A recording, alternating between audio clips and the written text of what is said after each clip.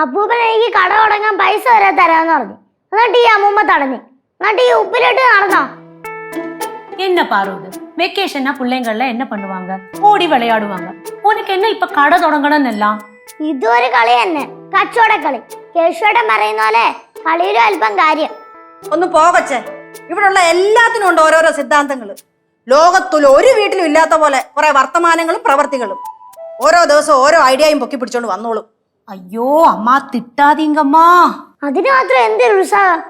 നല്ല കാര്യം ചെയ്യാൻ ഒരു താല്പര്യമില്ല. பாரு நீ வருத்தப்படாத. நம்ம இதற்கு ஒரு சொல்யூஷன் பார்க்கலாம். கேசு சேட்டனை கூப்பிட்டு நம்ம கேட்கலாம் என்ன பண்ணலான்னு. அவனுக்கு ரொம்ப ஐடியா இருக்கு. നടക്കുമായിരുന്നു കുറച്ചു മുമ്പേ. ഇപ്പൊ കേശുവേട്ടൻ അതിനും താല്പര്യമില്ല. ഇപ്പൊ വലിയ ആളായെന്നാ ഭാവം. കനകം വർത്താനം പറഞ്ഞോണ്ടിരിക്കാതെ ഇതൊന്ന് ചെയ്ത് തീർക്കാൻ നോക്കിയേ. ആന്റി ജോലി ചെയ്തോണ്ടിരുന്നോ? ജീവിതകാലം മൊത്തം ജോലി ചെയ്യും. പാറു നീ അപ്പുറത്ത് പോയേ, എന്റെ സ്വഭാവം മാറ്റിക്കല്ലേ. ഞാൻ പോണ്. ആന്റി ഇതിനകത്തൊന്ന് രക്ഷപ്പെടാൻ നോക്ക്, അല്ലെങ്കിൽ ജോലി ചെയ്ത് മരിക്കും.